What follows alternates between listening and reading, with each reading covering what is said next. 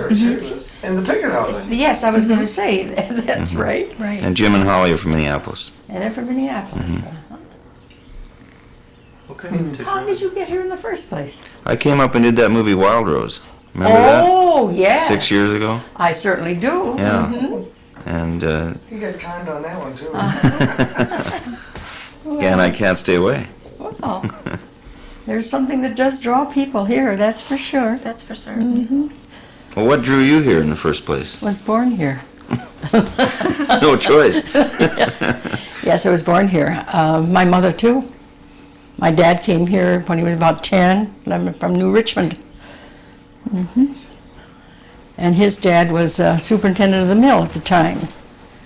That's what brought them up here. This is your. Locksmith Mill? My father. But my mother was the daughter of a man named Curry Bell, who had the Bayfield County Press here. And in the book that Mary has, there's some information about him. And he was one of the early men here and very interested in the town. In fact, in the early days, the men that were some of the early settlers had great hopes for Bayfield. They figured, and that was before the time they thought boats would be coming here, it would be a great port, and all that sort of thing. And of course, it didn't happen that way. It remained a small town. Ashland got the coal docks, and pretty soon boat travel was not the only way. And so that's just the way it happened. They were and they built that Island View Hotel. You certainly have heard of that. Yeah, I've seen pictures of it. Huge place. It was. Part of it was standing when I was quite young, because I recall that we were told never to go in there, but it was because it was condemned. They were afraid, that something would happen. But I don't remember it being torn down completely. I just remember, I'll tell you another thing that is interesting, the Frankie Patan house, now you know which one that is. That was empty when we were, during periods. And some of us kids found how to get in there. And we'd sneak in there. But we never touched a thing. We never did a thing. I often think of how much vandalism there is today. The difference of how we just were so awed with it, And of course we were scared to death the whole time we were in there for fear somebody would find us. Is that's the chateau what you're talking about? No, that's what they call too. the mansion. Yeah, well, now it's called the Chateau. Oh, it's called the chateau now. Oh, I see that. That's the I didn't same, know that. Pardon us. And Frankie Patan was our first millionaire, and he was in the lumber business, of course. And Was it his son or nephew that was Solly Patan? Or who was that now? they were related. No, he Or wouldn't be a cousin, son. Solly Patan, and that's a funny thing too. Now, Solly Patan, I called him Uncle Solly, and I called his wife Aunt Kate. They were not related to us. And I think the reason for it is that Bert Hill worked for years for my grandfather. And we called his wife Aunt Anna May. In fact, she was still living when we came here. People used to do that. They'd call people that weren't related to them at all, aunt and uncle, if they were good family friends. And I can remember the house that the Solly Patans lived in. I'm not quite sure whether that's where the G's live now. I think so. There's, quite a few houses are gone. I know. So I'm not quite sure whether that was the one that the Solly Patans lived in or not. But Now, do you remember Bert Hill as a kid?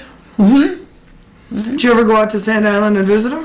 oh, we may have, but apparently if we did, it may have been once or twice. But they used to come in here because we looked forward to that because Aunt Anna May always gave us a dime, and we thought that was terrific, believe me. And did you call him Uncle Bert? Uncle Bert and Aunt. And do you know anything about their history? A little, but I'd love to hear more.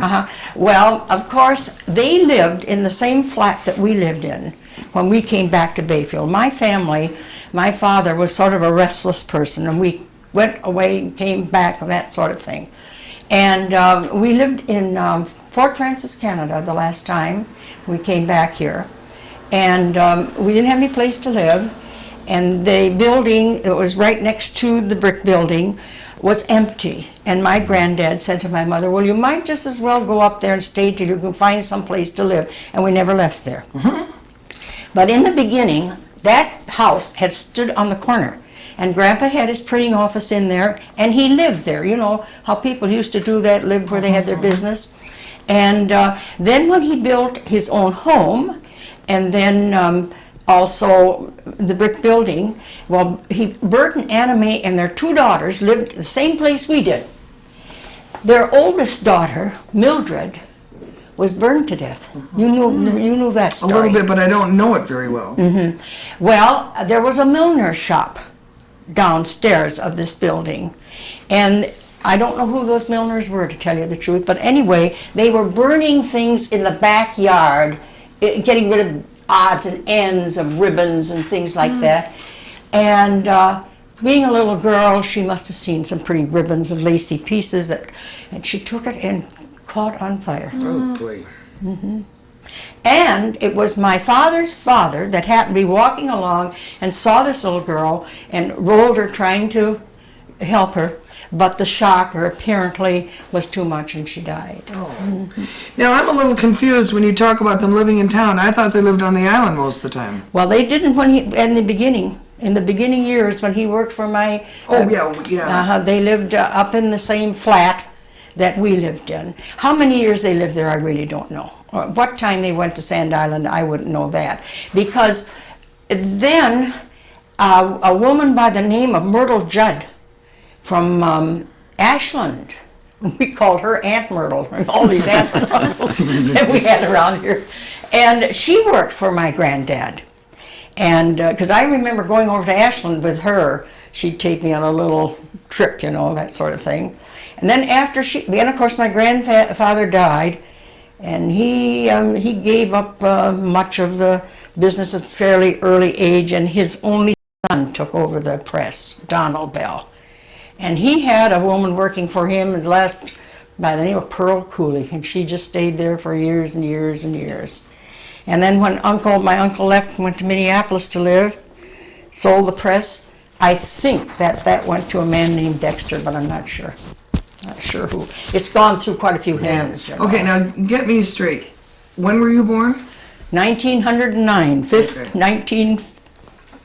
February 28th. And when did your grandfather die? Well, let's Roughly? see. Oh, he died the 13th of November, and I was 13 years old.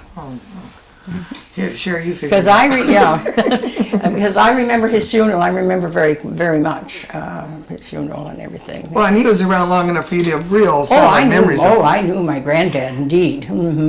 He lived, the last years of his life, he lived in a little apartment right downstairs. And we could go from our flat right down and go into his place. In fact, my mother and her father played cribbage, I think, every day of their life. When my mother would always go down and play cribbage with her dad, you know. And he had a couple of cronies too, Dr. Hannum and a fellow named Dad Davis, who had the Davis House, which stood where Grandkids is now, but it was right up to the sidewalk, more or less. It was a big white building. Then across the street was the Bracken House, where the... Now, does that look like it? I think that's on... Yes, that's it. Okay. That's it. It was a wonderful building. That big porch. Yes, and yes, I can see that just as plain as day. I don't know when that was torn down. I've often wondered. And where Grandkids is now, that must have been somebody's home. Well, or a barn? I don't know. The house part of the next time it was a barn? I don't know. I don't know. The original Grandkids building is real old. It's one of the oldest buildings in town. And I just have often wondered, because, you see, the Davis house came right up to the sidewalk and had this great big porch. Yeah. But that wasn't any kind of an inn or anything. That was just their private house. No, the Davis house was an inn. It was an inn? Oh, yes. Oh, okay. Indeed it was. And I remember the few people who used to go out for dinner in those days, because that wasn't the popular way to live, you know, then. And they'd go to the Davis house on Sunday, have a great dinner. And Dad Davis was a real jolly fellow. I remember him and Dr. Hannum, because they'd come and play cards with my granddad, you know. And He was kind of a jolly, roly-poly guy, Dad Davis.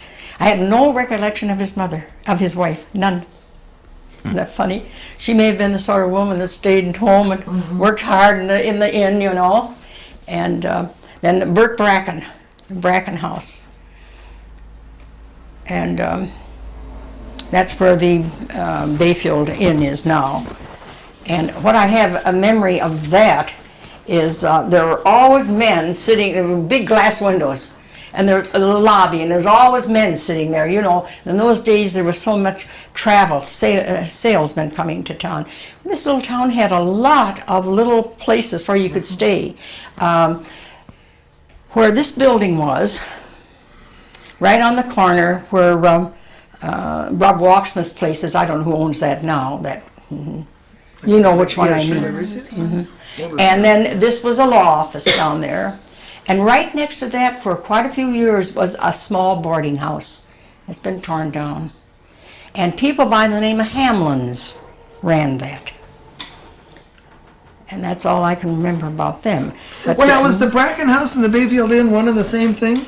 Well, you know, I'm not quite sure about that. Whether in the very early years when I think the Bracken House was a predecessor of the Bayfield Inn. Yes. And wasn't there a Bracken Tea Room? I've seen a sign that says Bracken Tea Room on that building. I don't remember that. But anyhow, Bert Bracken, I remember him.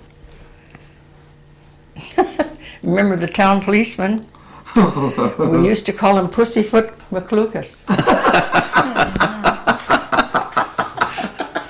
His daughter's still here, understands that you better be careful.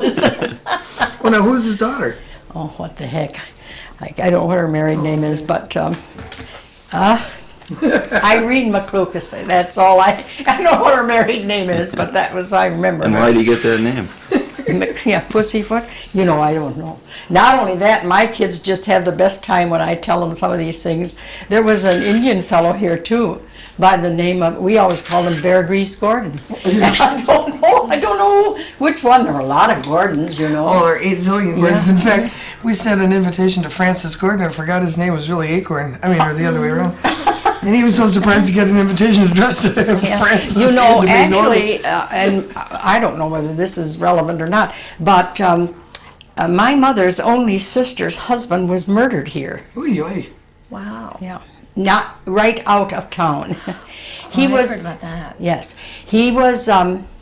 He was the Indian agent, and he was quite interested in politics in this county and everything during that time. What was his name? Hector Lamont. And he'd come from Brainerd, Minnesota. He was a farmer. Also, he had many jobs along the way, because I remember he did maintenance work at the Spalding Hotel in Duluth at one time. But his heart was farming. And he'd come down and farm in the summertime, and then they'd go to Duluth in the winter. And then finally his farm was beginning to pay enough that he stayed here all year round. And he was the Indian agent, and he gave a job to a fellow, one of the Gordons. And this fellow was gassed in the First World War, and he was a fellow that was having a lot of problems. But my uncle just decided to give him a job. And their only daughter was going to high school here. And they had come in one night, there were some doings at high school, to bring her in from the farm. They lived in a farm, you know what LaPointe store, does that mean anything? All right, well, there, and then there's a road would go up there where they lived, and that was their farm up there. And a northeast blizzard came up that night. And so they decided to get Margaret, my cousin, and go home. And they brought this hired man in with them. So they were looking around for him. And somebody said, oh, he started out home a long time ago.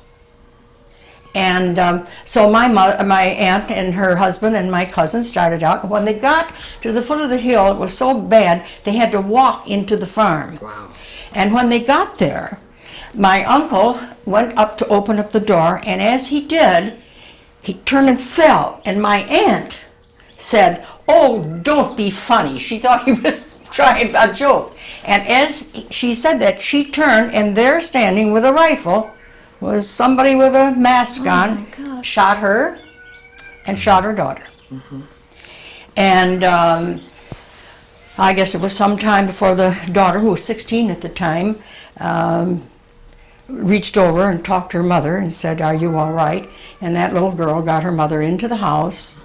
And also, while my aunt was there, he went up while this uncle was lying there and put the rifle to his head and shot him again.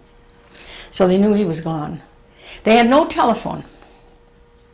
And so anyway, she got her mother into her house, and she had been just, Margaret had just a wound, didn't amount to anything. But my aunt was shot through one breast, and a bullet landed right near the jugular vein. They never removed that. Wow. She had that until she died. Well, anyhow, Margaret stayed with her mother and took care of her as long as she could. And when it got daylight, she decided to go for help. I know my aunt telling me about how she just begged her not to go, and Margaret said, "I have to," because they didn't know, you know, whether this person was out there or not. So she got down to LaPointe store, and of course, pretty soon a group of men went out there, and he had killed himself. They found him in the chicken coop. And to this day, they really don't know why, except that he was very unstable anyway, and what triggered this whole thing, there were a lot of stories went around, you know. One story was that he had a crush on my cousin, 16-year-old cousin. That could have been, and knowing my uncle, who was quite a hot-tempered man, he may have given him the dickens, and that was just enough for him to say, that's the end of it, you know. But after my aunt was well enough, she came down to Wauwatosa, and she stayed with us until she went down to New Orleans with her daughter, where they lived, who she lived until her daughter was here last year visiting, and with her husband and his husband's two sisters and their oldest son. They were with us for about 4 days, and so that was really quite an exciting thing. He was 56 years old at the time. He was my aunt's second cousin. Second husband. The reason that she went to New Orleans is that she had been married very young, at 16. Married a fellow by the name of Lester Helwig, and he had a drugstore here in town. And I think that drugstore was downstairs in the brick building. And that marriage didn't last in the days when, believe me, a divorce was forget it, you know, you were really disgraced. And left her with 2 little boys. And my grandpa, she stayed with, and she remarried then when she was 38. And Margaret was the only child from that. So she went to New Orleans because her boys were down there. That's how she had to go down there. We gotta take a...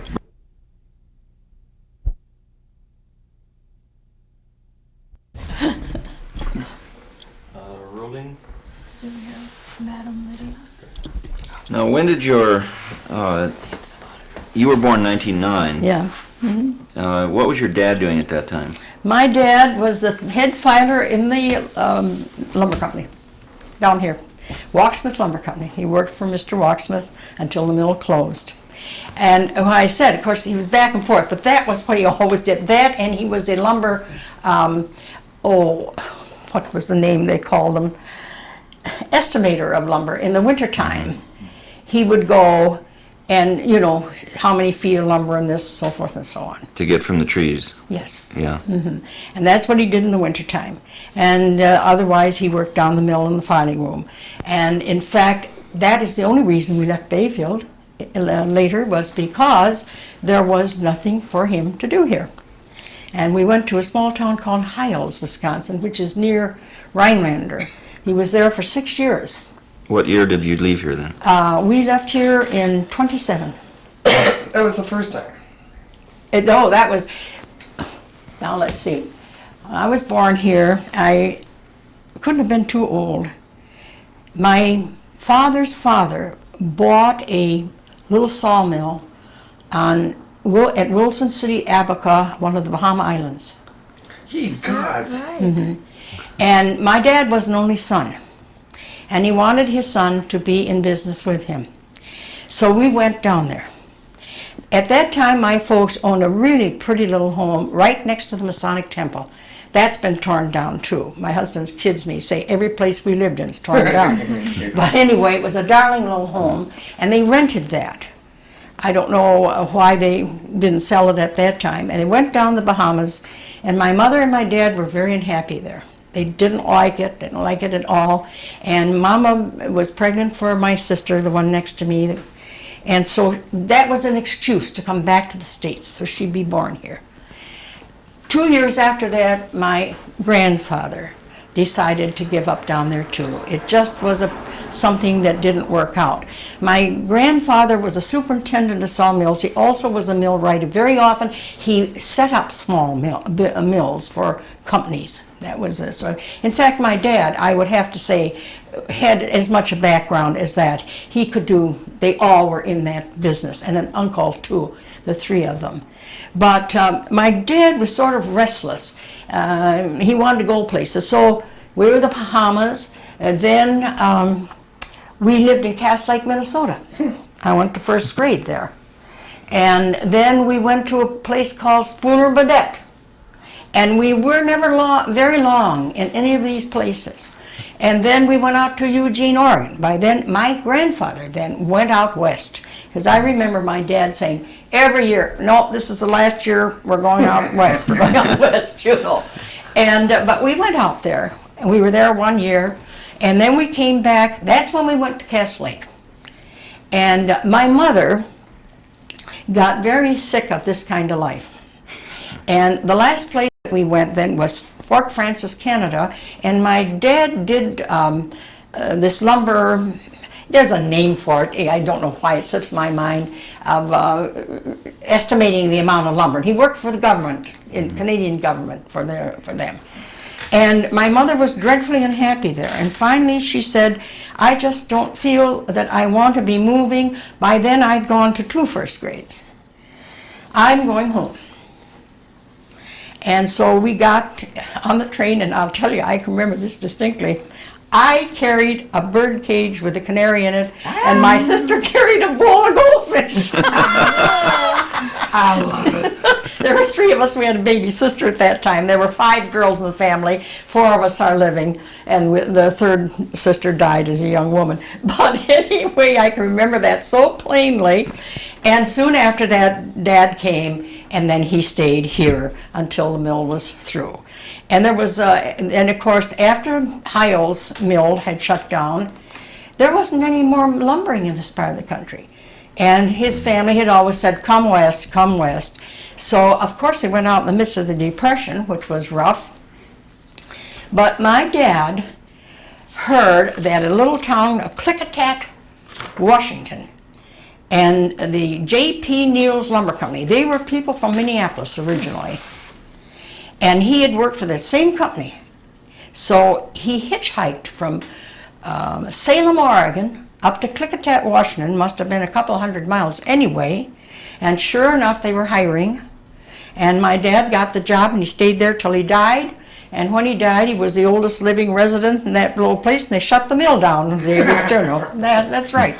And he stayed there, and it was a very big mill. It's still in operation. However, it is owned now by, I think, St. Regis Paper Company took it over. It's been, you know, a different situation entirely. I have 2 sisters in the West. One of them still lives right in Klickitat. And it was just a mill town. That's all.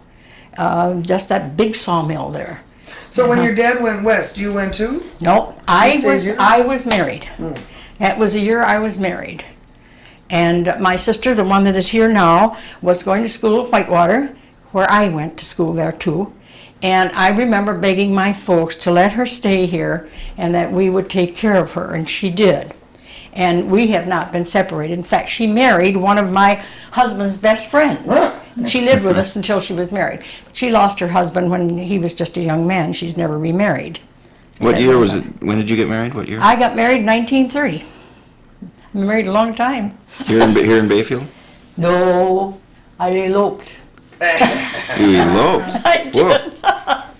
Well, the reason for that, my folks were going to get ready to go west, and I got the notion in my head, and Walter too, that to save them money and one thing and another, we might just as well go off and get married. And I did want to get married before they left. We were going to wait until longer, but we decided to do that because I was teaching school, and that was in the days when if you were married, you lost your job.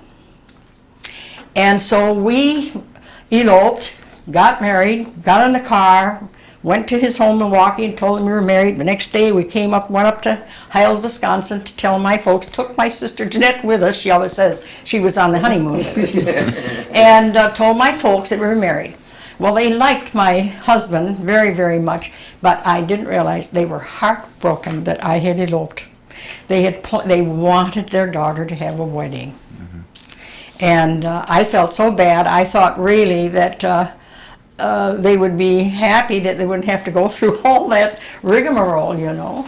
And but anyway, that's the way it was. And we were married in October, and they left for the West in November. The same year, 1930. Now, how did you meet Walter? How did I meet him? Yeah. Well, his very best friend was going to Whitewater and dating my roommate. I happened to be engaged to someone else. And it was one of these kind of things that, well, we were always on at swords' point. And this friend of Walter's used to say to me, you know, I've got the nicest friend in Milwaukee. I just think the two of you would hit it off. And so this was around Thanksgiving time, and I'd had another big fight. And so I said, bring this guy over.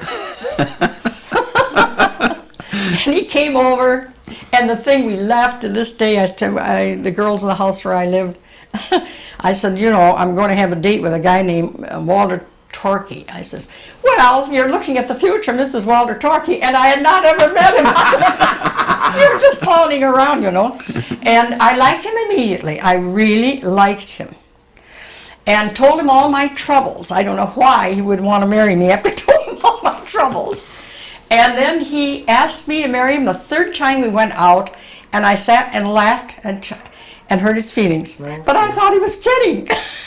I couldnn't believe it. Because he's by nature, and I'd known that just that you could tell when you met him, he's a very conservative, low-keyed sort of fellow that I didn't think would ever do anything impulsively. So anyway, we're married, and we'll be married 58 years in October, and it's been a very excellent marriage. Very. We have 3 kids. We had 4. We lost 1. But Where are the 3 kids? well, 2 of them are right in Wauwatosa. My oldest son is an architect and has his own company. He's there, and he just lost his wife, by the way. We had a very rough winter, very bad winter. And she was only 49. She was up here last year, so anxious to come up to Bayfield that she laid down in the car from all the way so she could have enough strength to come up here. It meant so much to her to come to Bayfield. And in fact, one of the daughters wanted to have their mother buried in our plot up here. Until we told her no, that was out of the question. It wouldn't be practical, you know. But then my daughter has 4 children. She's a speech therapist. And my youngest son is a lawyer, but he is a professor at the University of Indiana. He teaches law. So none of them stayed around here? Well, none of them. No, they've only vacationed here. Oh, I see. Because Walter's originally from Milwaukee. When I was married, I taught just 1 year then. And that was because I'd made a promise to help my sister through school. And so I've lived in Wauwatosa actually all my life. But coming up here every summer? For 19 years. Although before that, we came up once in a while. But you know, during the Depression, we couldn't go anyplace, frankly. There was a span in there that I didn't. And I still have friends. One of my girlhood friends I see all of the time down in Milwaukee. She lives in West Dallas, which is another one there. Ethel Sexton, her name was. And we went all through school together here. Bobby Durham is another one. Dorothy Broom, they're all contemporaries of mine. Gladys Nelson and Gladys Law. And we had a gang of, we called ourselves the Moots. Went around together. Bobby said to me yesterday, "Say, what the heck did that mean?" I said, "That meant the mysterious order of the Sloppy Cats."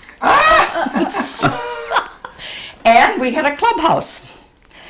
The couple of years, my folks were not able to rent the little apartment where my granddad had lived. It was empty. And so they told our group that we could have that for our clubhouse. And everybody brought some pieces of furniture, you know, and we'd have dinners. One rule, we could never have boys there, never. And let me tell you, we never did. In fact, I think we thought it was kind of good. The boys would come and knock, you know, and want to get in, and we wouldn't let them. But we had a high old time there. We'd get together and have spaghetti dinners. Only one thing I recall, that was during the Charleston period, and one night we decided we were going to do the Charleston. And we had one of these old little tinny-like Victrolas, and we were playing that, and we were thumping away downstairs. And finally my dad came roaring down the stairs. "For heaven's sakes, will you girls stop that and let us get some sleep?" You know? But I remember that, and that was a lot of fun. And I'll tell you something interesting about that group of girls. With the exception of one, she died last year, we're all living. I think that's rather remarkable because we're all of us up in our high 70s. And that is. We always say that's the good northern Wisconsin air. And walking up these hills. Yeah, that's it right there. I often think, I can't walk up these hills now. It makes me so darn mad. But I remember, you know, we'd go home for lunch and up and down the hill. We never thought a thing of it.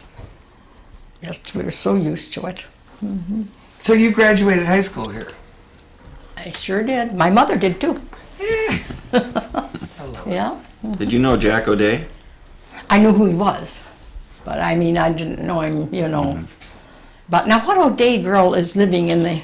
Well, it's Jack O'Day's son's wife. She wasn't a real... No, she's an O'Day. What am I talking about? We knew of Bridget O'Day. No, her name, Ada. Ada O'Day. Ada O'Day. Ada O'Day, yeah, when we were little girls, my sister and I used to play with Ada and Bridget O'Day. And Lillian, I think there was a Lillian too. Yeah. You know, maybe Ada's the only one left, or certainly the only one around here. Yeah. You know, one thing I always thought about this little town, where we lived, that was called, all up in that area, that was Catholic Hill. Over this section was called Swede Hill. And actually, to this day, I couldn't tell you who lived in what house over on Swede Hill. When we were kids, we lived and played in our own area. We weren't allowed to go we weren't allowed to do that. After I got in school, I became very good friends of the Walksmith girls. Of course, they live up there. And also there was a family of England girls, and one of the England girls was in my class. And so I'd go up to see them. The Walksmith girls, I'd like to go and see as much as I can, and I've often wondered with their house if it's still there. They had something I've never seen in my life, a miniature flush toilet. Who's this? Hi, honey, come on in. You know what? Your wife is on candid camera. Oh, she is. I can't help you out. Hi, Walter. How are you? Nice to meet you. I'm John Hanson. Oh, yes. And this young lady you met yesterday. Actually, yesterday, Sherry Peterson. And I saw you, but I didn't meet you, and too. And I. Jim and Holly. Yeah, Jim and Holly. I saw Maggie. Yeah, and Maggie. Yeah. So you know, I'm telling all my Bayfield stories. Oh. But that really is that little toilet. Have you ever seen anything? I bet you never have. Actually, just like a regular toilet, but it was a little miniature one, and it was in the back hall.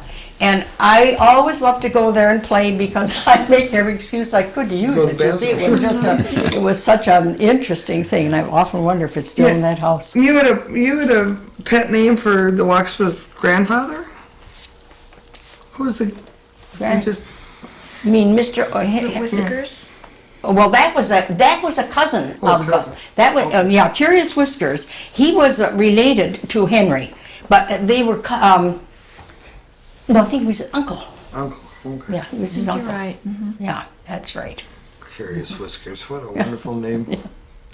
And they lived in that house that's right behind Grunky's. I think it's painted right now, kind of a light green. Or gray. Yeah, right in there. There's been gift shops and things like that, and that's where they lived. And right next there used to be another little home that's been torn down. Right down the street by the Presbyterian Church, there were a couple of houses in there. Across the street, where Eleanor Frostman lives, of course, that's not the original house at all. That's there. It's the original foundation, but not the Yeah, original house. and then the house next to it is not the original house that was there either. There were people by the name of Brighams. They were an old family here. That house has been torn down, and quite a few. You can go through. Well, you have quite a memory, Virginia. Well, Boy, you really, I'm as I Don't said. tear them down in Bayfield. Well, I tell you, my mother, to her, Bayfield was her home, and she never, ever got used to being away. She used to say, I want to be buried in Bayfield, because we used to talk about, thinking, oh my gosh, they live way out west, how are we going to do that? But when my father died, she said, I've changed my mind. When I go, I want to be buried next to Dad. And so that was the way. But there was no place in God's world like Bayfield as far as my mother was concerned. So And she I must have spent- told you stories as well as Very you much so. remembering, yeah. And after all, don't forget, my granddad was a newspaper man, and they're storytellers. Very much. We grew up on hearing all sorts of stories and things, and background. And my grandfather truly loved this town. I mean, to him, as I say, in the beginning, he was that group of men. And I look back on that, and that was a fine group of men. They really were an outstanding group of people. And old Bill Knight, whom I remember, brought the apples up here, of course. I remember Mr. Hauser and Carvers. Oh gosh, and the nurses. For instance, this Myrtle Judd that worked for my granddad married Lori Nurse. Oh. Yes. Okay. And right across from what we call the nurse home, there's a house there now, but it looked like a new house. Well, they're trying to. Or they're doing something. Don't even ask what they're doing.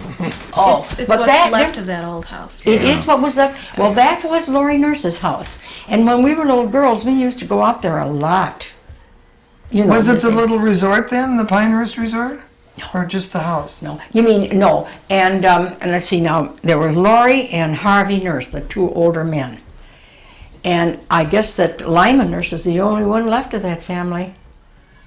Well, that's right, he is, yeah. Yeah. Lori Jr. his Yeah, nephew. yeah, Lyman. The older ones, And their mother's name was Emma, and she was a practical nurse. In fact, when my last sister was born, she came and stayed with my mother. In those are the days when ladies had their babies at home, and then they had somebody come in and help. And she was a very capable lady, very, very, This is very great. nice lady. Remember her. Okay, we got. All right. Yes. Okay. Remember how we used to say it? Now that you say that, I agree. Uh-huh. I can still remember her the last year she was alive. She was trying to walk around the block. Yeah. She made it to our house where she sat on the porch for a long time and told us stories and then walked the rest No, of the I way. always thought that my mother and Doris resembled one another. Not related in the least, of course. You were just going to say something about your mother, and then we made you quit. Well, it'll come back in a minute. Well, you were going to pursue a Yeah. line of. Your grandfather, Curry Bell, was one of the Bayfield pioneers who helped bring the fish hatchery Yes. to this northern part of the That's state. right. What do you remember about him and the hatchery? About the thing. Well, actually, not a whole lot, because you see, that happened when I was very young. I just remember being told that Grandpa was quite responsible for that and so forth and so on. But I wouldn't beyond that, it didn't mean anything to me. Fish hatchery was here and that was it. And Grandpa had something to do with it and that's all, you know. What about this Pickett, Dr. Pickett you were interested in? Right. Can't get much news on him, huh? You remember him because he used to own our house, but for a while he had his office underneath Yes, the in building. our building. And then his family lived in a little house right next door. That house, little cottage, it's still there. And it's changed through the years. What was his full name? Dr. Pickett?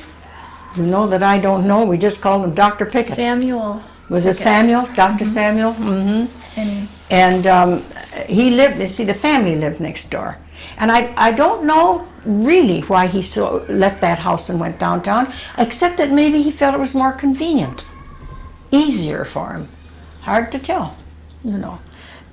Do you have any idea what years he practiced in Bayfield? I know he was here about 1918, but I don't know when he came or how long he practiced. See, just a minute. I can rather estimate it because the reason I can is that my mother was very sick after my sister Jeanette was born. I was born in 1909. She was born in 1912, 13. And Mother never seemed to recover from that. And she went, I don't know what doctor she went to. They said to her, well, you just forget it, there's nothing wrong with you, but she knew there was. And Dr. Pickett came to town and was new. He was a new doctor in town. Because Mama said, I just knew there was something wrong with me. And I thought, I'm going to the new doctor, and I did. And she said, I walked into his office, and he said, I know what's wrong with you. You have a tumor. You have to go to Minneapolis and be operated on. She went up there, and Dr. Dinsmore, and she had a 48-pound cyst tumor removed. Believe it or not, that's right. 48 pounds. 48 pounds. Wow. And they're water filled with water mostly, you know. And of course, that had been draining her strength. And in fact, it made her quite, you know, big. She said she looked like she still had a baby.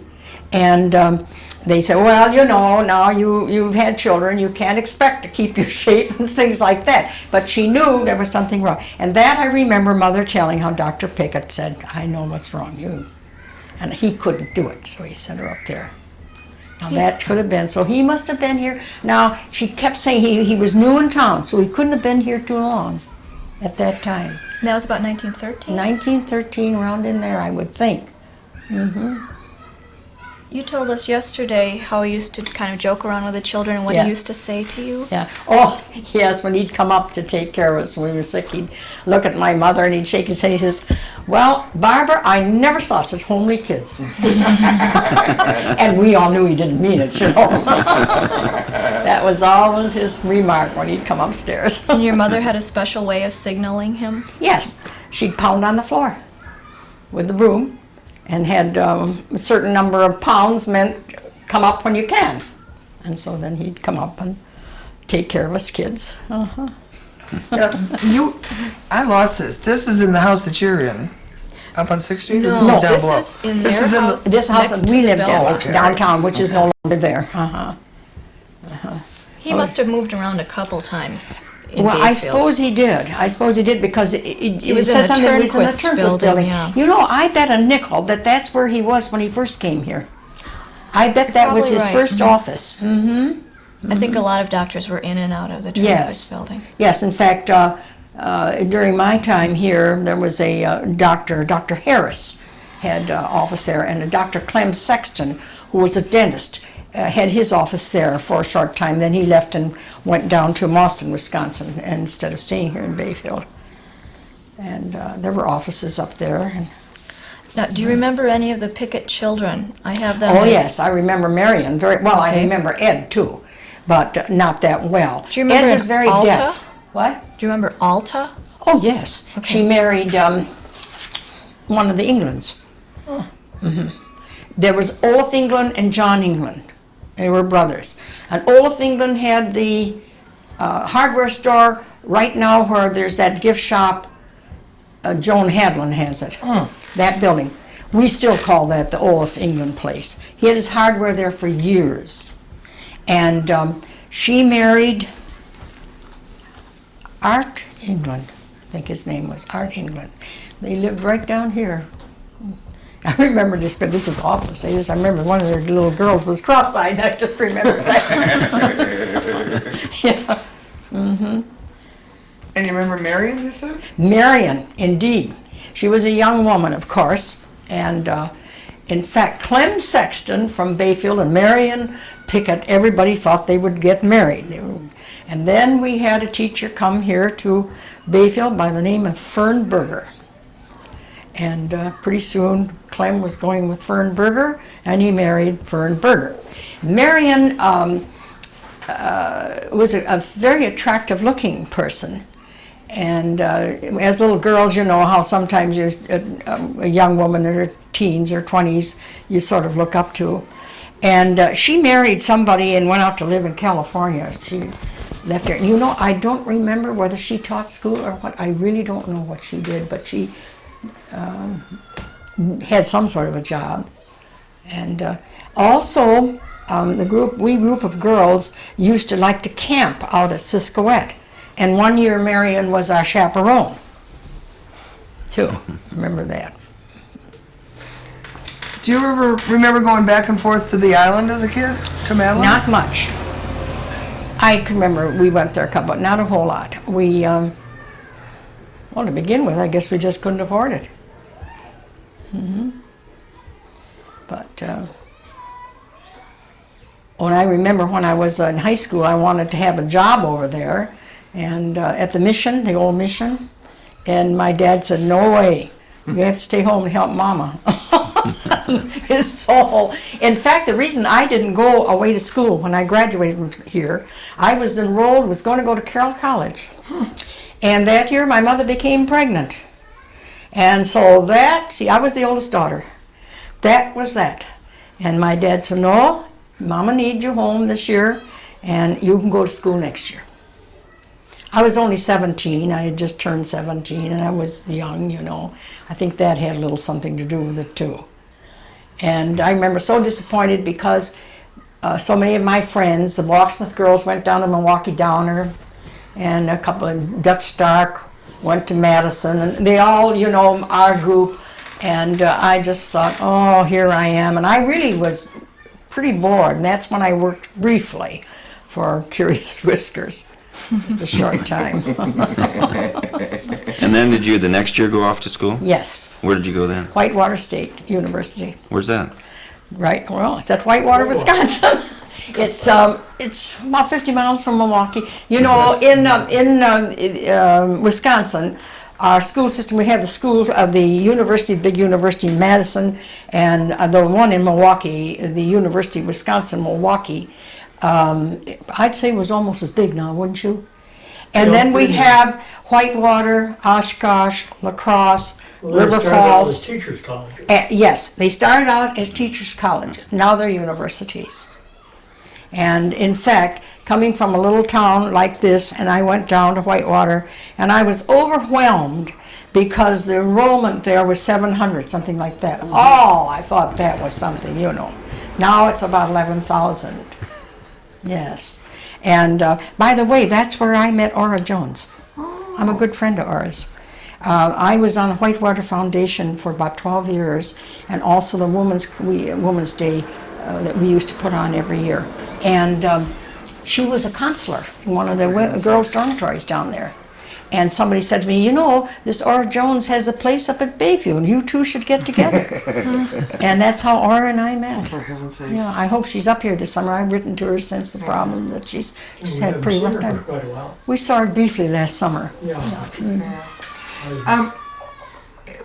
Starting on Rittenhouse Avenue, down at the waterfront, when you were a kid, what was on that street? Like, where the pavilion is, let's go up that side of the street up as far as you can. Well, where there's that park, when my mother was young, there was a building that was called the Opera House. Later, they changed the name to the Memorial Building. That was burned to the ground. Before you were born? No. No, I was in high school when that happened. In fact, I was babysitting with some kids that night up on the hill here, because I remember we could see the whole thing. And then there was the Bracken House, the memorial building, the Bracken House. And then on the next corner, that was a man by the name of Miller. Shine Miller had a hardware store there for years, and I think the Miller family lived upstairs.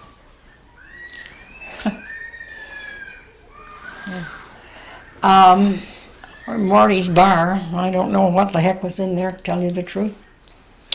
And then there was a small building that a man by the name of O'Connell had. He was in real estate and that type of thing. And then later, a Hart, a man named Judge Hart, I think they called him. I don't know if he was a judge or not. He had business in there. And where the hardware store is now, that was Ryder's Ice Cream Parlor. Oh, for heaven's sakes. Yes. Along that street, too. And then, where the Legion is, that was, not Lowell, it was Lowell's later. Cransfeller's Meat Market, after he had it, there was a fellow, two brothers came here for a while, by the name of Goldfine. Mm-hmm. I was waiting for that. Yeah. And they had a store there for a while. Then the Lodell brothers. And it's the last, I think. Okay. And then the building on the corner was a... That was a drugstore at one time, too. Okay.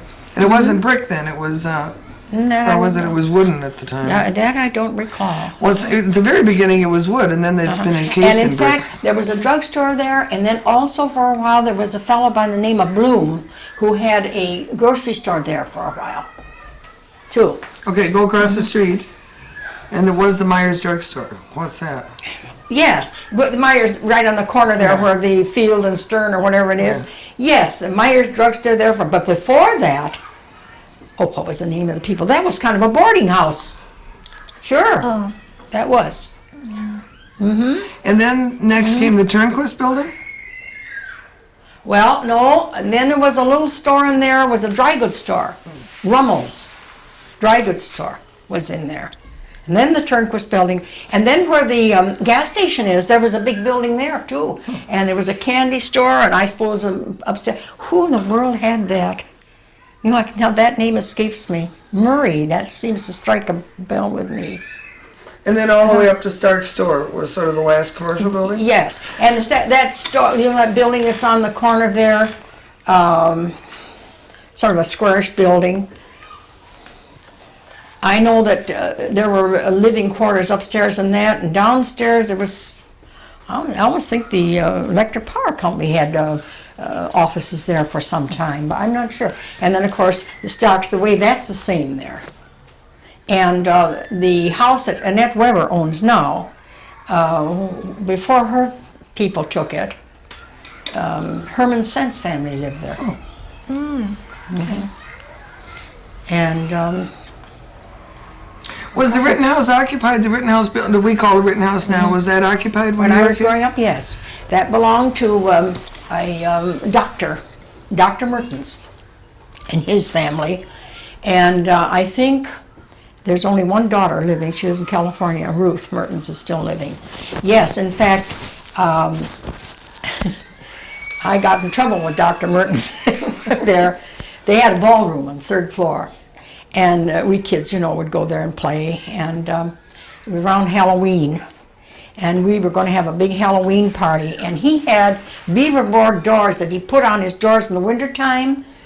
And they had a little hole, you know, for the knob. And he had them stored up there. So we got very excited with the kind of thing we were going to have. And we were going to have a fishing pond, that sort of thing. So I proceeded to decorate every one of those doors with ghosts and witches and all sorts of things with crayon. And Dr. Mertens was furious. Oh, gosh. Okay, now the one they just painted across the street was That's down the been- hill. That's the where you think the power company was? No, no. Now we're on the other side. Now we're on this side. Yeah, of the there, street. the house right across from the Rittenhouse. You know, actually, that thing has been there forever. Yep. And I do know at one time that Joe Batten lived there. And I don't know if there was ever any business or anything there. Do you remember any law offices in there? No, I don't. Okay. The only law office I know was this building right here. Okay. And that was sort of right below that one that we're talking about. Or it was on the corner of the It was same on the block. corner where the Rob Walksmith house is now. And a man by the name of J.J. Fisher, the Fisher girls are still here. Their father had that law office. Before that, there was a lawyer in there, W.W. W.W. Downs, yeah. Yes, lived there. Okay, and he What- built the other large yellow building that we were just Oh, he talking did? about. Mhm, I didn't know that, Maybe it was just living quarters. Okay, then we go across the street where Hadlin's got their store, and that was, we just figured that one out. That was, The Olaf England's, that one, where's Oh, a England. gas station, you mean? Yeah. Well, there was a big building there, and there was a candy store, I remember that. And I can't remember, but the name Murray sticks in my mind, that a family by the name of Murray had that. oh, is But I that think- Hadlin's building? No. What? No. No, the building that Joanne Hadlin's in now That's was the Olaf England. England. Okay, all right. And then last year, before she went in there, the last thing that was in there was that Chinese Right, restaurant okay, we there. can forget that chapter. Yeah, yeah. And then the little brick building next to it that's the candy store now that was Ray Cahill's barbershop for 50, however many years. I think that was a barber shop. There was a fellow by the name of Charlie Green. He was a barber here for years. Oh, so when Ray came to town, he just took over? I think so. He bought the business from Oh, someone before I think him. so. Because Charlie Hill was also a man by the name of Moon. There were two barber shops. And Moon's barber shop was down where the hardware store is now, along that street in there. I'm not... And across the street, where the Hungry Mariner is? That was a pool room. Oh, for heaven's sakes. Oh, yes, indeed it was. And right next to it was a little bit of a place, and a fellow by the name of Claire. I think his last name was Claire. I can't think of the first name. He was a jeweler. He had watches. He made watches and stuff like that. And then, for a short time in there, there was a shoemaker. But it was kind of a come and go. They weren't there long, But, that was, what was the name of that guy? Can't think of it. But he had a pool room there for years. Do you have any memory of a Chinese laundry in Bayfield? It may have been before you were born. No, I don't. Right across the street from where we lived and where the bank, which of course now is that dress shop, right along in there for quite a while, there was a big old building. And the only black people that I remember living here lived there, a Mrs. Green and her son Willie. And how in the name of goodness they ever made a living or anything, I don't know. And that thing was torn down. And right next to that was another house that's gone. And then that house that has sort of a tower-like business. Right. That was the old home. Okay. That's where they lived. And of course the Turnquists also owned the Leaf Bag Farm. That was the Turnquist farm when we were growing up here. Of course, now I think everybody calls it the Leaf Bed Farm. They've had it for many, many years. So, the family were careless about dates. And my mother feels the same thing. She learned her whole family history when she was between 5 and 8, and there were no dates given, and she was too young to remember it. Really. Yeah. So, Now, on my dad's side of the family, we had that way back to the 1500s, dates and everything. Is that right? That's And wonderful. That just got passed down? Yes. Well, Or do you do no, a we had research? some that research. I mean, there were Family tree. family tree. How some people make a hobby of that, and we had a couple that were interested enough to do that. did you spend any time in the library when you were a kid? Oh, sure. Oh, dear. I used to go up there all the time. And we not only went to get books, we used to go up there to slide down those big broad things, Down we'd go. Yes. In fact, also the one building that's, let's see, there's Weber's house and Stark Store. And then that one building that's on the corner. I'll have to look and see. They used to have pipes, iron-like pipes, fence-like thing. And we'd walk up there and do tricks on that. We didn't have any things like that in our yard in those days, so we'd go turn the somersaults, and everything on those pipes. Do you remember who the librarian was when you were young? Robinson, Miss Robinson. Remember any stories about her? Not really. I mean, just that she seemed to be there forever, What was in the place where the retirement home? Isn't the nursing? What do we call that? Isn't it? I don't know. The next set of brick buildings. Yeah, I know. I'm just trying to think along that street. Gosh, this office, and then there for a while the Hamlin boarding house, then Dr. Bigelow's house, which the Presbyterian manse now. And, I can't remember anything in there. Maybe it wasn't. Maybe there wasn't. There was the Union Hotel before what you call the Bigelow House, the Presbyterian Was that manse. there? Do you remember that at all? On this, that's the one I'm calling the Hamlin house. Okay. The people by the name of Hamlin. It could very well have had Maybe that was it, and when they you called it the remember Union House. Because I'm sure there weren't two. Because the family that did have it were called that was their name, Hamlin.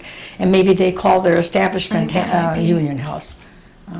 But otherwise, I don't remember any houses really up there. Okay, and the others now across Across the street, going up from Olaf England's hardware store. You mean going up that way? No, now I'm going down from the Standard Station.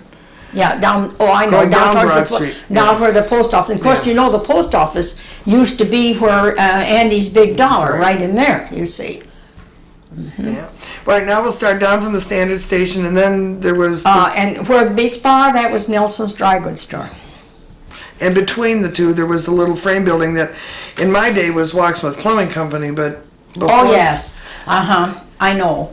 Yeah. And you know, at one time, a fellow by the name of Al Miller had a bowling alley in there. That's what I wanted to get to. Yeah. Which building? Well, it's gone it's now. only recently gone, but those stories have been going around for so long I didn't believe them anymore. And somebody said it was in the bottom of the Nelson store, but it was in fact that little frame it building wasn't in next the door. Nelson store. No. And then there, below Bates, there were a couple of interesting things, I think. Isn't there a little log cabin building in there? That may have been a shoe shop. There was. At one I time. remember there was a little building in there, and there was a little sort of a cafe there for some years. Don't remember the name of it. And that building's gone, of course. And then, of course, the Wrighton building, that's been there for forever. Yeah, I forgot the name of the one that burned down next to it. And across the street from the Wrighton building, the Northland Real Estate, Northland Realty, yes. that was another grocery store, Voris. People by the name of Voris's had a grocery store in there. And right next to that is a house that, of course, lots of times there were changes of people living. But when I remember, Wilsons lived there. Okay. Anna B. Wilson? Her We family. own that house, and I know that house is, that name is on the. It is, Indeed, at one They lived there point. because I remember Mr. Wilson, the father, died as a fairly young man, and he had something wrong with him where he ailed for a long time. And I can remember seeing him sitting on the porch, thin and wan looking. I mean, I just remember that, because I suppose I'd heard people talk about how poor Mr. Wilson was so sick.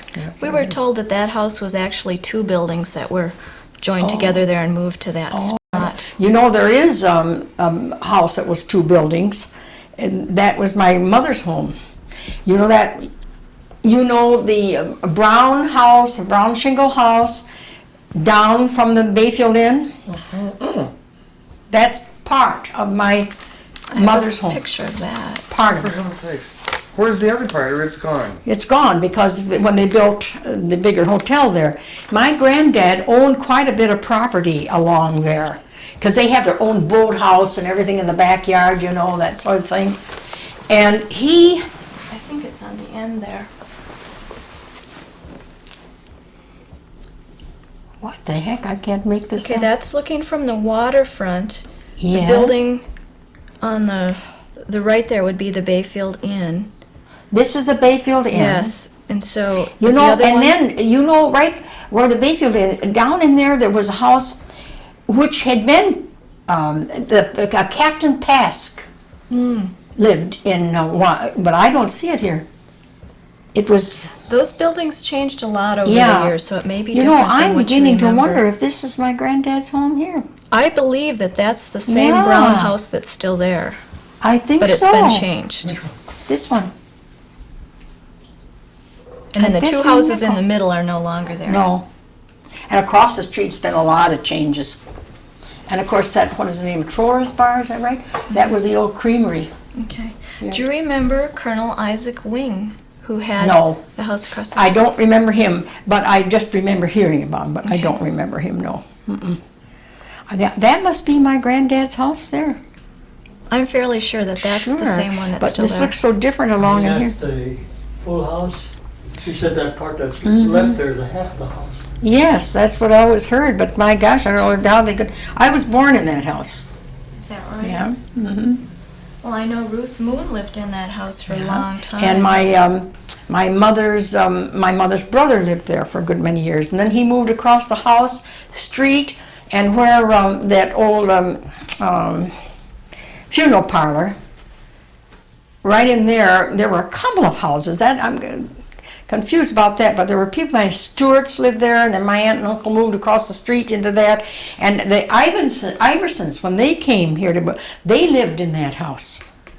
They when they were here. I don't know if they lived there always, but when they first came, because I remember babysitting with one of their kids once, going down there, and I got quite a kick out of it because I remember being there when my aunt and uncle owned it. Well, now the print shop that burned. You mean The press. Mr. Henry Walksmith's place? Yes, that was. Well, you see now, there's a brick building, and then that's where our house was. That's gone, and then Andrew's house is there. Then there's a empty lot that's always been empty. And then there was a house that Betty Belangi just had her beauty parlor in. Louis Walksmith and his son and wife lived upstairs there. And I don't know. And the printing office was right next. There's kind of a little hollow in there. That's where the printing office was. Okay, now somebody said yesterday that the printing office is buried in sand Buried? under the movie theater. You mean my granddad's? Well, some No, printing. that's the other newspaper. Oh, the other newspaper. Yeah, Oh, see, the okay. newspaper story is kind of complicated. Yeah. But that's the other one. Because The Bayfield Press. Oh, okay. Because now in the brick building, I never remember anything there except pharmacy. Bobby Durham's father had one of the first. It was John Keel. Yes, had a drugstore. Then, when I was growing up, a man by the name of John Oak had a drugstore there for years. He was a very good man. We didn't have a telephone, and when we got telephone calls, we lived next door. Speaking of telephones, That's awful when you think of it. did you ever go in and out of the telephone office as a kid? Sure. And Helen Cease was the #1 lady there. Then they moved it, of course, from there. Yeah. And they moved it down to a house, I think right now it's the Nelson House, along that street anyway. Yep. And I was still living here when they moved that. And where there were two sisters, Iverson, their name, they were dressmakers, and they lived upstairs there. An aunt of mine lived up there for a while. My grandfather lived there when we came from Canada. He was up there. In the brick house? In the brick Wow. building. He had an apartment up there. And they were and people by the name of Jonases. The Jonases had Bates Bar at one time, and then before they died, though, they lived in an apartment up over the Myers building. That's where they lived the last years. I don't even know if Bertha's living or dead. I think they're all gone, but I'm not I positive. think she passed away a couple of She years did. ago.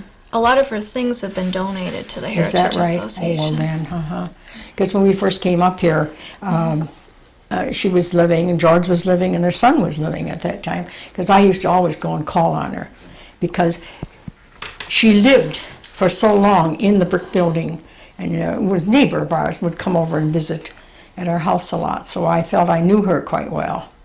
Do you remember the strawberry festivals? Or when strawberries were a big crop here? Well, no.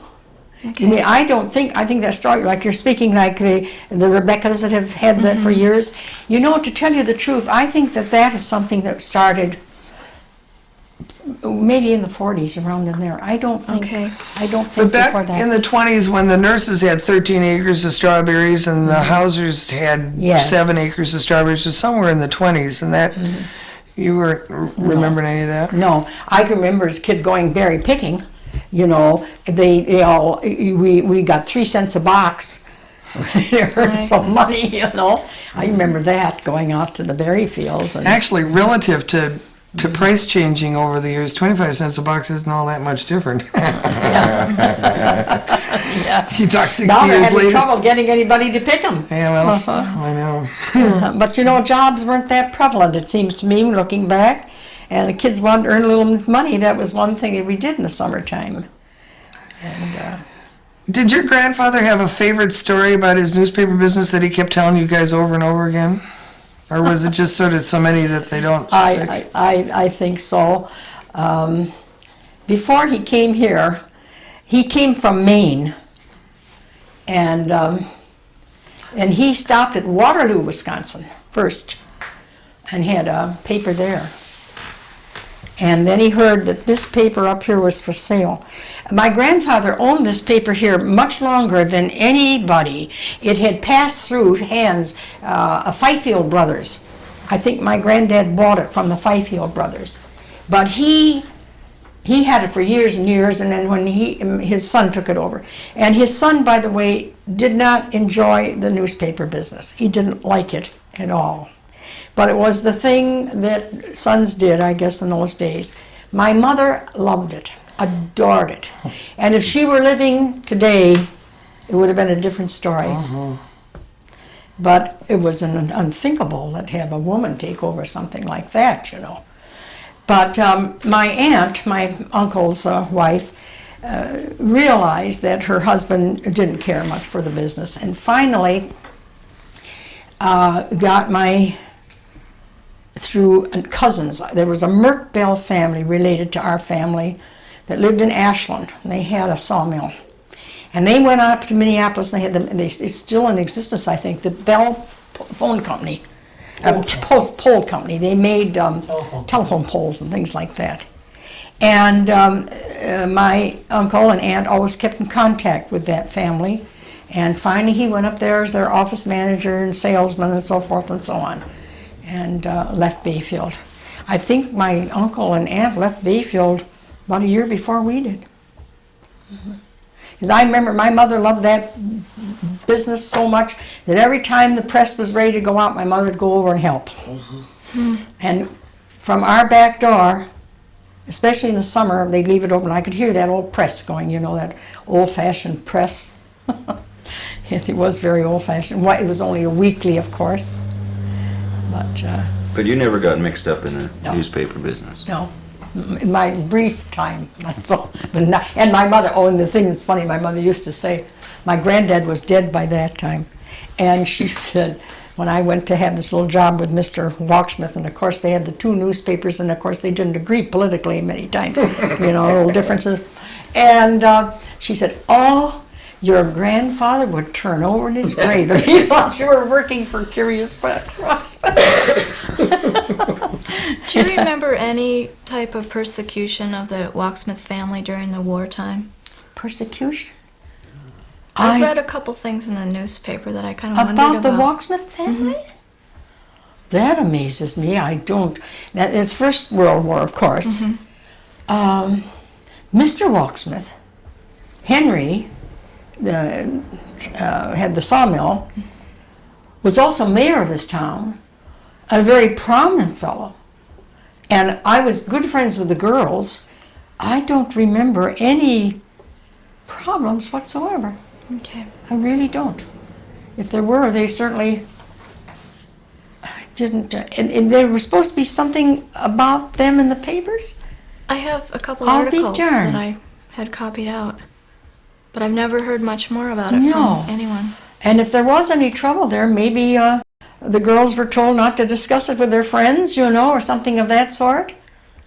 Oh, for goodness sakes. I do know, of course, my mother used to laugh when she went to school here. They gave 4 years of German that many years ago. Then, of course, when the First World War came, they burned all the German books, threw them out. And we didn't dare say sauerkraut, we said victory cabbage. I remember, yes, I remember going through some of that sort of thing when we were kids here. And there were quite a few. How many German families? Not German, there weren't many German families here at that. Mostly Scandinavians.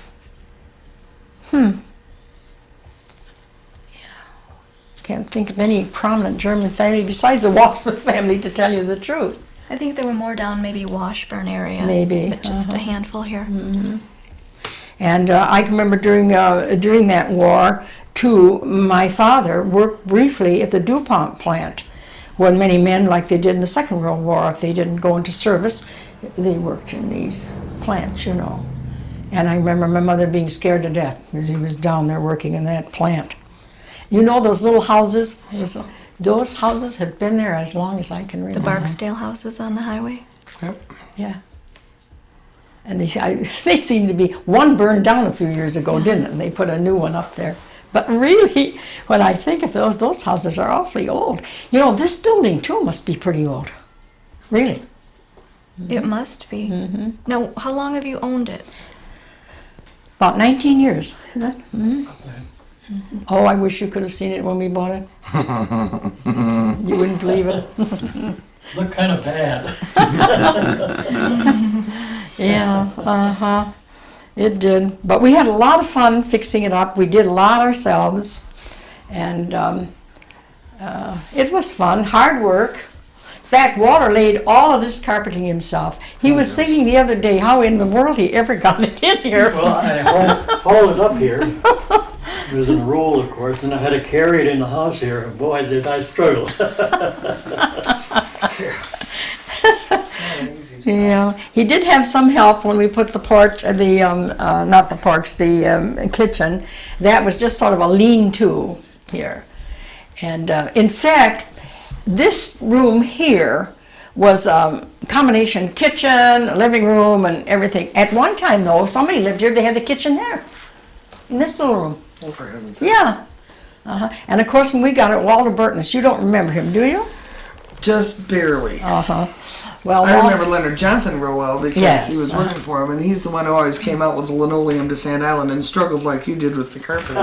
Leonard Johnson. Leonard Johnson and I, we led the Grand March in junior prom. Oh my God. Leonard and I often talked about that. He was so shy. And they had the class, how they did it years ago. The class president would be the prom queen. And I happened to be the president of the junior class. So then I was the prom queen. Leonard was the president of the senior class. So then we two had to lead the Grand March. Well, Leonard, he just didn't want it. He'd die a thousand deaths. And you know that he was still wearing short pants, knee thin shirts. But bless his heart, he did come, and we led it together. He was not my date. I had went with another fellow. But when I'd stop in the store, since we come up here, we used to laugh about that, and how shy he was, how he did, and he couldn't dance, of course, or anything. But, He was basically shy all his life. yes. Really?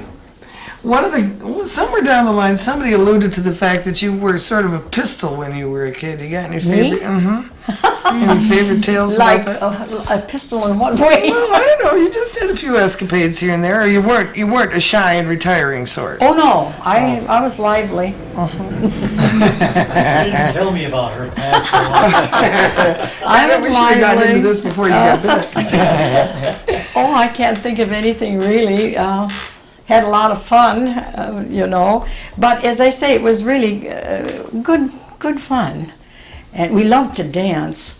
much different than the young people today. And you see down on the lakefront, that big building, every Saturday night there were dances there in the summertime, and real good orchestras would come up here. And we'd go down and dance, and that was about the best fun that we had. And we had, like, a lot of the boys in school couldn't dance, and I can remember, in fact, this Christmas, Kenneth O'Connell, he's one of the O'Connell, I think he's the only Connell left. He was former Chief Justice of the state of Oregon. Okay. And I went to school with him. He was a class below me, as it happens. And I hear from him every Christmas. And he mentioned in this last year about what fun we had. And he said, I'll always remember coming up to the South Maid House, that was my name, and dancing in the hall. And we girls bunched up and we're going to teach these fellows how to dance, and that's exactly what we did in our our house. And then later, Mr. Ryder one night closed his store and let us, and we pushed the ice cream tables and everything back, and we also danced there. And we had got some mighty good dancers out of those fellows. We really did. Because we were tired of going to basketball games and dancing with each other, you know. But no, we used to go skiing, and of course with these bobsleds. And of course I imagine that's a custom from the Scandinavian people up here. And we'd go on Cemetery Hill here. We had them in Milwaukee. I suppose. But we'd go way up. And of course we'd take our time going up. And then we'd get on, and some of them had quite good size one. You know, you'd put your legs up and everybody holding on. They had the T-bar for steering it. Away we'd go, right down, slam bang out into the lake. Wow. We'd probably, maybe it would be great if we could have 3 rides in the evening, but part of that was because we had so much fun just playing and having a good time going up and, you know, climbing up there. And there were a few people in town that had dog sleds too. In fact, there was a Tony Durnis. The Durnis house is still there. And I thought he was a real neat kid when I was in grade school. And I used to go to see him rather than he coming to see me. And he had a dog sled. And I can remember Tony and myself going on a Sunday afternoon on a dog sled. And also, I was about 7th grade, and we went to movies on Sunday in the afternoon. A nickel. And but we went separately, but we sat together. He gave me the nickel, see, and told me where he was going to sit. So that's how we did it. I love it. Yeah. Oh dear. Didn't want anybody to see you That's going in right. together. You were just too young then, you know. No, Kenneth O'Connell, he really distinguished himself. The fact of the matter is, I've often thought, when I was going to high school here, we didn't have art courses, we didn't have music. We had a little orchestra, and some of the students from Northland College came over and took care of that. And then, but we had all the required subjects, if any of us that wanted to go on to school. And it was an amazing number of young people from this little town that did go beyond high school, really, when I think of it. That's still true. Yes, I noticed that. And you've got some pretty distinguished young people around here. But Now, why is that? why? Yeah. I really don't know. But I've always thought that by and large we had pretty good people in this town. Really. And I remember we were always encouraged with the idea that we would continue our education beyond high school. And now Kenneth O'Connell worked his way through the university at Madison, and even when we were in high school he was saving money, and we'd have our little school parties and things like that, and he always left early because he made what they call weeders, I don't know, and piecework, and he earned money that way. And when he went away to Madison, he worked the whole time he was there. And when he went out of school, I think he worked for some law firm, but it wasn't long after that, and Kenneth taught law at the University of Oregon. And he became the dean of the law school, and from there he got into the Supreme Court, and finally ended up Chief Justice. And even as a kid growing up, he showed signs of being very intelligent and a little bit something about him, you know. And he married Babe Walksmith from here. Oh, for heaven's sake. Yes, but that marriage didn't last. And he has remarried. He's retired now in Arizona. Which goes to show you they were sweethearts from 3rd grade on. And they say, you know, if you know somebody, well, it doesn't always work that way. Yeah. Uh-huh. Well, what is it about this place that has kept you coming back here all these years? Well, I guess, actually, when you think of it, I've lived in Milwaukee a good many more years than I have here. It's just, this to me, Bayfield is my home. When people talk to me about where, you know, oh yes, I was born and raised in Bayfield, you know, and say that. I really don't know. I just wonder. From my own point of view, I think part of it was because of the love of this town by my own parents, and especially my mother. And I feel I had a really good group of people I grew up with. I guess that, and the atmosphere itself. There is something also about the lake, the big lake, and the whole business. I guess that's just what it is. And if you've ever lived around a big lake, I think it's kind of important, you know. But that's about the only thing I can say. But I really, when I think of it, we had a lot of good people, a lot of good influences. Lila Stark was my ancient history and Latin teacher in high school up here. And there was a Rosalie Ladd that was a home ec teacher. We called it domestic science, of course, in those days. And those two teachers went way up and above what you ordinarily would.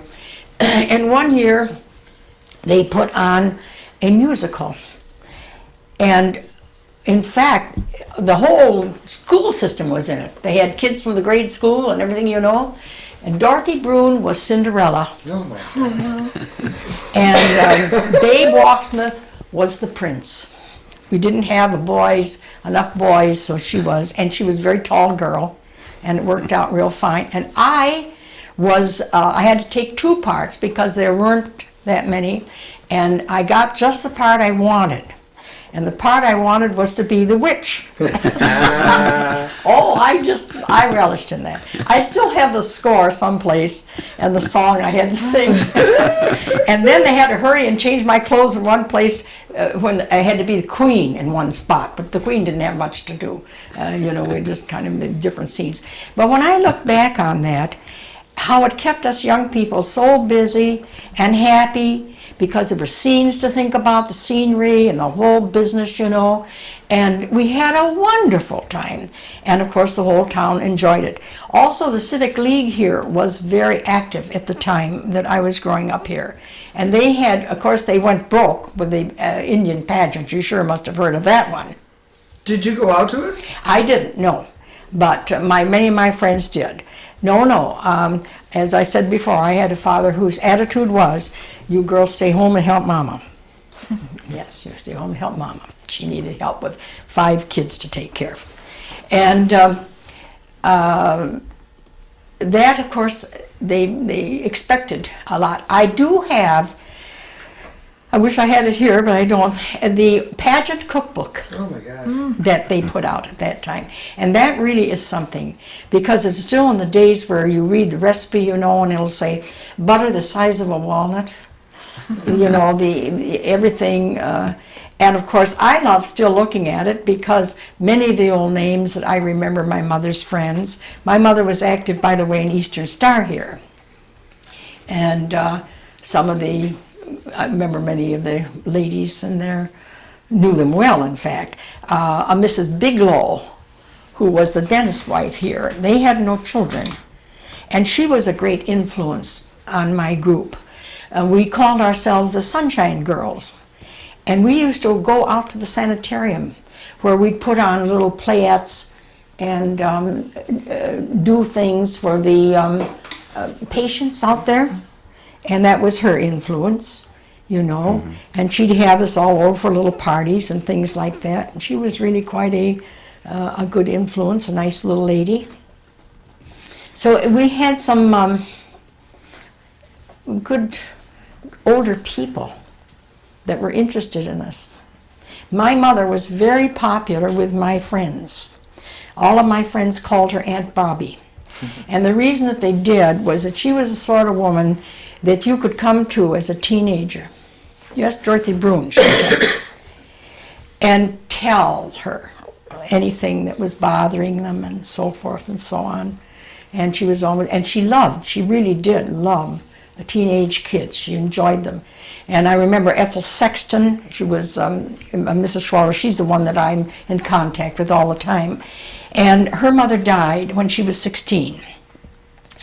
And we were going through a period here where we were all getting dresses that opened all the way down the front. And then they had stiff collars and cuffs, stiff, and I mean stiff. And then big bow ties. Everybody had to have one of those dresses. Ethel wanted one in red. And her mother hadn't been dead more than a month or so. And she worried, should she wear red? And she came down and talked to my mother and wanted to know what she thought, whether people would be so shocked. And my mother said, why, I think your mother would be delighted to have you wear something red. So Ethel got a red one. And she was in some ways quite ahead of her time. Another thing that happened, embarrassed her oldest daughter, they used to have revivals come here. And of course the whole town flocked, to this. And my mother was a musician. She played the piano and so forth and so on. In fact, my uncle and my mother used to sing to various functions in town. Wow. And my mother did some solo singing. My uncle did. My uncle had a beautiful voice, a bass. You don't hear. But anyway, Mama would play the piano organ at these functions. And we girls all flocked there, of course.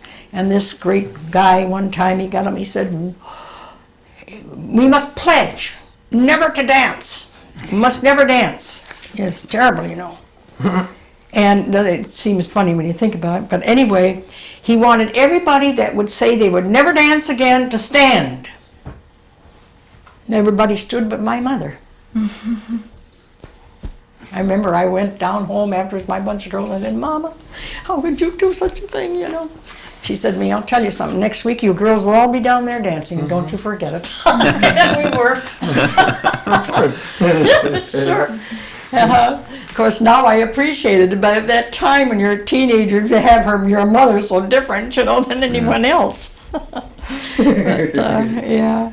So I guess that, I remember some of my mother's friends too. Agnes Keel, Bobby's mother, was another great lady. We had a lot of them that were really interested in us. And we were pretty well controlled, I'll tell you that. For instance, when we went to the dances, we were told that we were not to leave that dance hall. We were there to dance. And if we only thing we could do, if a boy would ask us if we wanted to go up and have a Sunday up the street, we could. And we were never to dance with anybody that looked as if they might be drinking. No way. And the thing of it is, we paid attention to those things. We really did. When I think of it, maybe there was a certain respect or something. I really don't know. And because I got the first time I went to the dance, I went against my parents' knowing. And actually, I didn't do anything wrong at all, but we had gone to the movies, group of girls, and then of course we thought how much fun it'd be to go down and listen to music. Next thing we were in there. And so I got home later than I was supposed to, and my dad was waiting for me. Where had I been, see? And of course I had not told him, and he was just furious. But there was another thing I think that my mother was very wise. When you get a certain age and the boys like you and you like the boys, and I'd have boys would walk home from school with me, My dad, he was too darn young. You're not going to start dating, And I remember one time, Dutch Stark, you remember him? Yeah, well, I went with him quite a bit when I was in high school. and he wanted to take me to a movie, I suppose. And oh, my dad raised Cain. He didn't think that I should go. And I remember my mother saying, "Now look, Roy, you make up your mind. Either you let the boys come here to the house and see the girls, or you're going to have your girls meeting them someplace. Now make up your mind." Remember that? So he was okay. Well, he was with 5 girls. I used to feel sorry for him, tell you the truth. He wanted a son so badly. My last sister, I was 18 when she was born. And so there was a big gap, you know. And how he wished, how he thought surely he was going to have a son. And she was born on St. Patrick's Day. And we all went down to my Aunt Lou and Uncle Don's house. And I remember Dad calling on the phone down there, and he says, "Well, you have another sister." He was just, but however, he didn't regret it, of course, after that.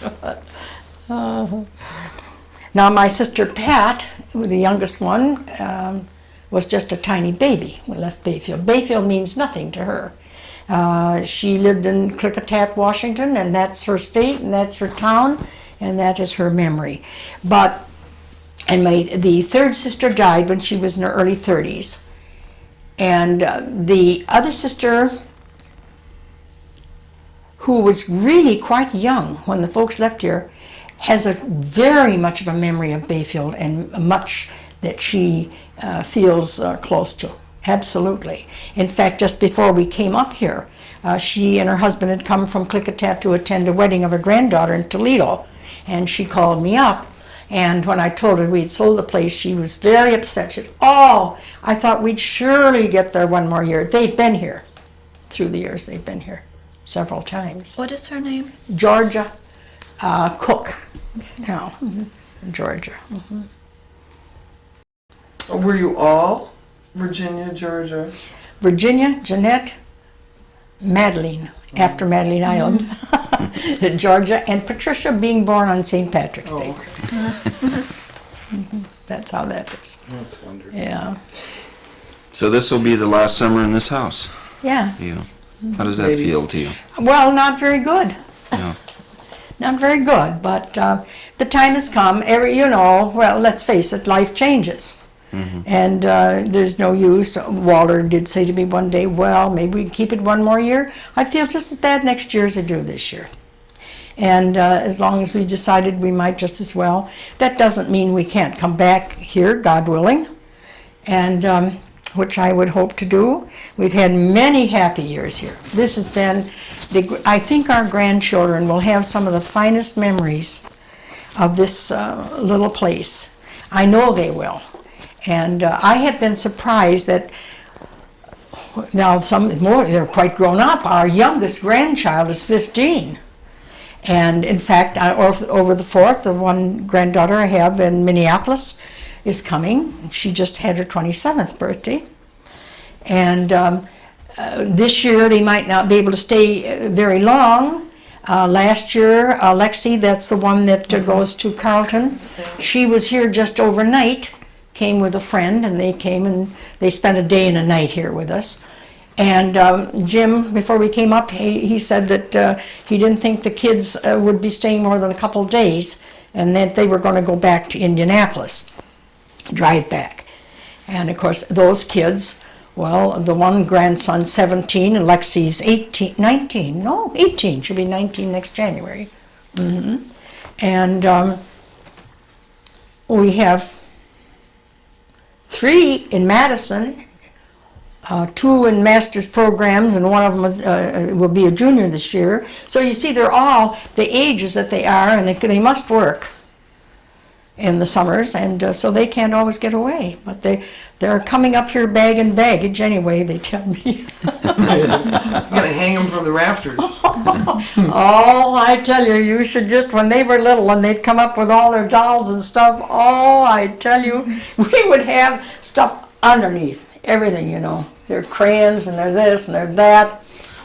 Oh, when we finally made that bed shed, that helped. That helped. Oh, it did. They like it bitter out there. Oh, sure, because they aren't bothered. And of course, I will say when they came up here, we never paid any attention. I didn't expect everything to be apple pie order all the time. Of course not. The place is small, and it would get pretty, as if, you know, a cyclone had struck it. It really did. Okay, good. Well, show me around this place. You guys have been in for years. What made you choose this house to start with? We were looking, we actually, to tell you the truth, we owned some property out on Highway 13 going towards Ashland. We were going to build a little place out there. And then how, I don't know, that didn't go through. And there was an ad in the paper, and it said, a buy of a lifetime. And so we called up, and at that time it was important to me to have a view of the lake. And I said, do you have a view of the lake? Yes, well, we do a little, but not much. You can peek through Trees are there. getting Yeah. too high now. And so we came up here and walked into this place, and my husband saw possibilities and just what he thought that would be a nice, and we feel happy about it. See, all of our grandchildren are city kids. You have no idea how much fun it is to them to come up here and walk downtown. They think that's delightful to always go down the stores and go around. That's what they look for, you see. So they've been very happy to have this situation. And of course, tennis court is added. Before we had that, they were happy all the time. And they used to pick blackberries up beyond there. The whole atmosphere just was delightful to them. Well, show me around the back here. Okay, well, let's go on the side this way. Okay. The one thing That's that not the best side No. to go. But one thing that I feel bad about is that we're never here long enough to do anything with a yard, and so I always feel it's kind of neglected. Maybe Mary can. Well, you fix didn't it come up. up here to work either. every No, summer, we did you? didn't. Come up No, here to no, enjoy no, it. no, indeed not. Back here, it almost feels like you're in the country. Yeah. Not in the town. And we planted these 2 trees. You Yeah. did. Yeah, they weren't here. They came from, what is it, Kalkhofen? Yeah, they came from a friend of mine, had a farm around here. He said, just go The into only my thing woods. that what happened, the tree started splitting. Yeah. There's nothing I could do This about it. Oh, yeah. I see that. This place right next door had different people in it, and at that time when we bought it, it was in much better shape. But I think they're remodeling that, and that's going to be a nice place in a few years. Oh, I see that. Yeah, They put up a little wood, I see. yeah, Did you ever grow a garden back here? No, we never. We've never been here. wanna- I don't wouldn't know. bother with When that. I show them the bed shed, it's in awful shape now, but you can get a little idea here of what the kids like. I haven't had, we've only been here since Friday night, so I haven't had a chance to come out here. We store things in the wintertime, and so it doesn't look very good. But you can see Oh, the- look at this. yeah. So this is their abode. This is where they like to come and have a good time. Now, how many grandkids do you have? 11. That's quite a little crew. They don't all come at once. Oh my heavens, you know very well. I tried to get 11. No. The most we've had at one time were 9. And then we were pretty squeezed in. You had some action. Yes. So, Well, you can see the lake from back here. There's oh a little, sure, we There's a can see the little view lake. of it. Yeah, we can see the lake all right. In fact, it's amazing how these trees have grown since we've been here. I was saying we planted these 2. Yeah. We planted these 2. And we didn't have the porch when we first came here. That I added. We added that, and that was a godsend. That's helped a whole lot because we were pretty packed in sometimes. Of course, you spend a lot of time outdoors when you're in a place like this, you know. Kids would be out in the yard or around. Well, let's go around the front and then...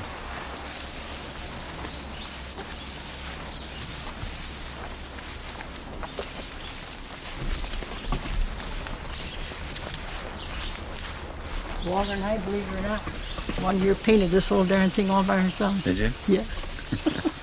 I couldn't do it now, I'll tell you. Anywhere needs Well, you're good and healthy, though, both of you. Well, Yeah. Huh? pretty good. Considering. Yeah. And of course, we love this old oak. Only we made one mistake. What's that? We shouldn't have planted that No. tree there. Too close to the house. Wally said this morning, I'm going to knock that down, cut that down, I think.